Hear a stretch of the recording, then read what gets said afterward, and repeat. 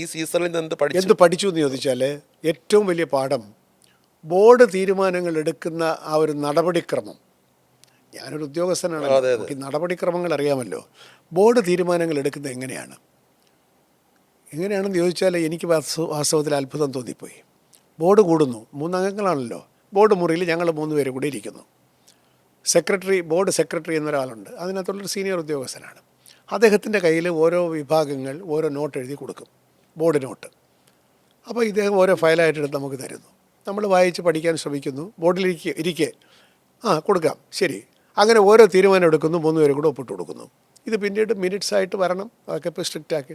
അപ്പോൾ ഞാനവിടെ ചെന്ന് ആദ്യത്തെ ബോർഡ് കൂടിയപ്പോൾ എനിക്ക് മനസ്സിലായി, ഇങ്ങനെ പോയാൽ എന്ത് വേണമെങ്കിലും നമ്മളെ കൊണ്ട് ഒപ്പിടിക്കാം. ഇതിപ്പോൾ നമ്മൾ മുഴുവൻ വായിക്കുമോ? അവസാനത്തെ പോയിന്റ് മാത്രമേ വായിക്കുള്ളൂ. ഇതിനകത്ത് എന്തെല്ലാം ചതിക്കുഴി ഉണ്ടെന്ന് നമുക്ക് അറിഞ്ഞുകൂടാ. ഒരു ബോർഡിലോ 80-90 ഐറ്റമാണ് വരുന്നത്. അതിപ്പോൾ ഞാൻ നിർത്തി, 30 ഐറ്റത്തിൽ കൂടുതലില്ല.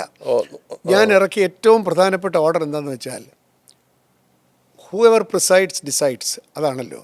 അപ്പം ഞാൻ പ്രസിഡൻ്റാണ് എങ്കിൽ ഈ ബോർഡിൻ്റെ മുമ്പാകെ എന്ത് ഐറ്റം വരുന്നു എന്നുള്ളത് ആദ്യം പ്രസിഡൻറ്റിനെ ബോധ്യപ്പെടുത്തി ആ ഫയലിൽ this may be placed in the board എന്ന് ഞാൻ എഴുതുന്ന ഐറ്റം അല്ലാതെ ഒരു ഐറ്റവും വരാൻ പാടില്ല. അങ്ങനെയാക്കി കൃത്യം എൻ്റെ ഫസ്റ്റ് ഓർഡറാണ്. എൻ്റെ ഫസ്റ്റ് ഓർഡർ അതാണ്. ഇന്ന് ഉദാഹരണം പറഞ്ഞാൽ, ഇന്നിപ്പോൾ ഒരു ഫയൽ വന്നു 24-ാം തീയതിയുള്ള ബോർഡിൽ പോകാനായിട്ട്.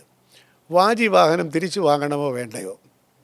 ഇതിപ്പം നമ്മൾ എൻ്റെ ഫിൽറ്ററിങ് ഉള്ളതുകൊണ്ട് ഞാൻ എന്തെഴുതി, ഇത് കോടതിയുടെ സജീവ വിഷയത്തിൽ പരിഗണനയിലിരിക്കുന്ന വിഷയമാണ്. ഇതിനെപ്പറ്റി ബോർഡ് ഇപ്പോൾ ഒന്നും ചിന്തിക്കേണ്ട സമയമേ അല്ല, ഈ ഐറ്റമേ അങ്ങ് മാറ്റി വെച്ചേക്കാൻ പറഞ്ഞു.